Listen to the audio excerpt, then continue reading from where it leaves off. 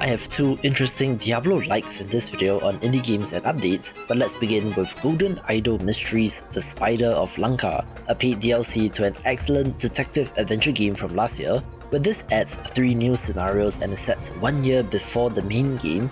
This title is excellent, so do give it a go.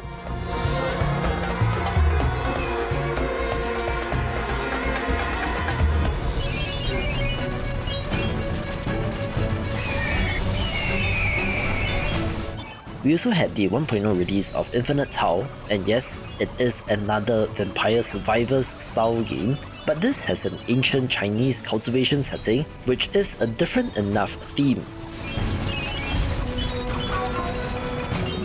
It has done fairly well so far, estimated to have sold about 22,000 copies according to VG Insights, and is worth a mention because of that.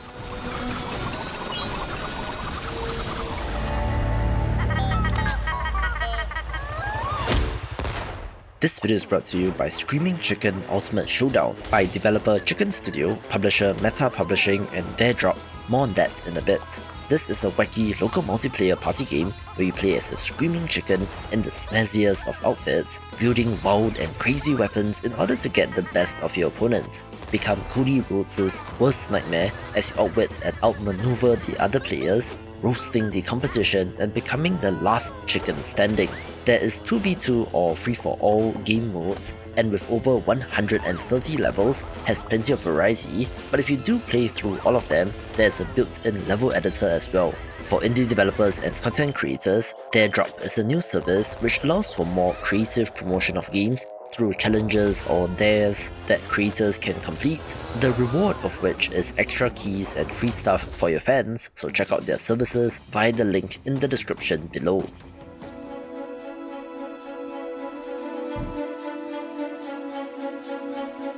The first Diablo-style title that I want to talk about is Alaloth Champions of the Four Kingdoms, one that is currently in early access and self-describes as Baldur's Gate meets Dark Souls.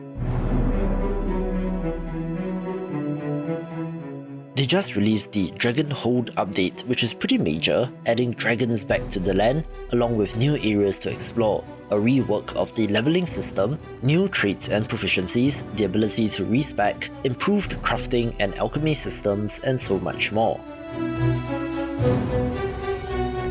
I thought that this was fairly impressive at launch, and this only pushes it even further, definitely being a curiosity.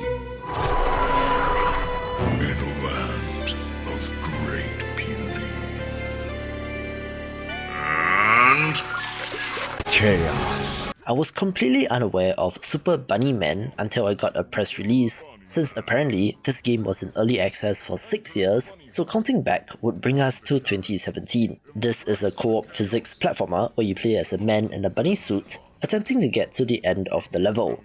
It got my attention since it has a whole bunch of Steam reviews, which translates to sales and a player base, where despite the simple visuals and concept, does look like wacky fun. So much bunny action! Bunny on a jet ski! Exploding bunnies! Bunny on a bunny! And burning hot dog! Another excellent, if underrated title from last year is the co-op roguelite Ship of Fools, where I was not expecting this, but they just released the Great Lighthouse update, which apparently adds endgame content to this. If you're familiar with roguelites, this is the equivalent of Ascension modes, where you can gradually increase the brightness of the lighthouse to increase the difficulty of the game. There are 15 brightness levels as well as new rewards, items, quests, abilities, encounters, and even a new NPC, where there should be another update coming in September, so this game looks to get even better.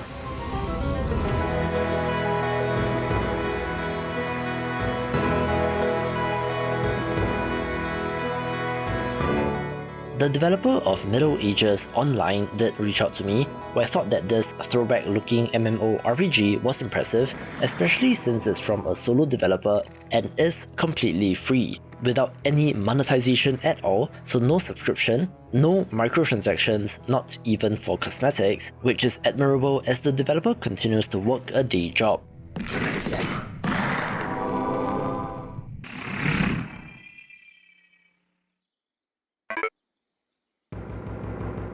It appears to be quite the standard fantasy MMO, with character classes including the warrior, mage, and rogue, facing off against slimes and goblins and such.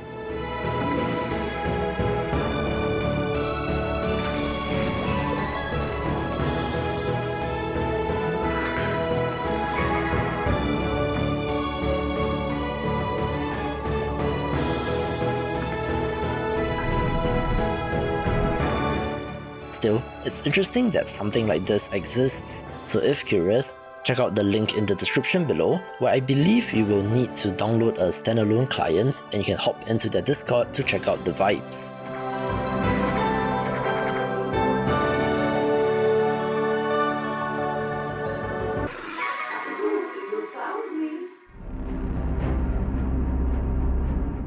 Of course, I have to mention the 1.0 release of Referral, an old-school boomer shooter that has been tremendously well received, being set in Czechoslovakia after an unspecified disaster in 1986, where our story begins in a civil defense shelter deep underground beneath a metro station in Prague.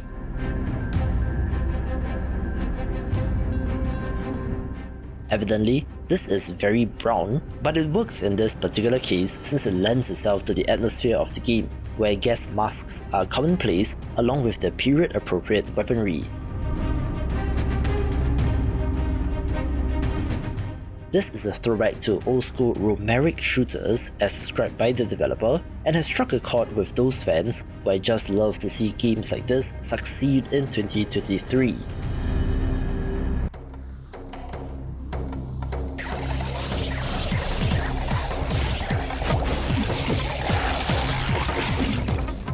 A very special mention goes to this action RPG as well, since it is inspired by Southeast Asian folklore, which is not something that you see every day, where ghost lore is made by a Singaporean developer, so of course it has my support.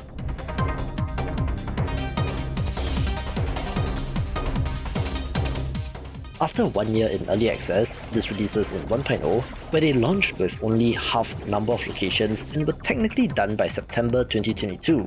But they listened to the community and overhauled the skill system as well as endgame.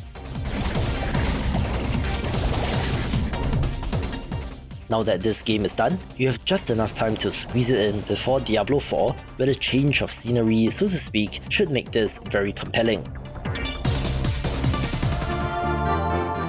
We bid adieu to this monster-taming Metroidvania Monster Sanctuary since Relics of Chaos is the last update to the game, where it adds randomized relics which give both buffs and debuffs, where this game is excellent, and look forward to the next title in Aether Mensa with more upcoming pixel art games in this video.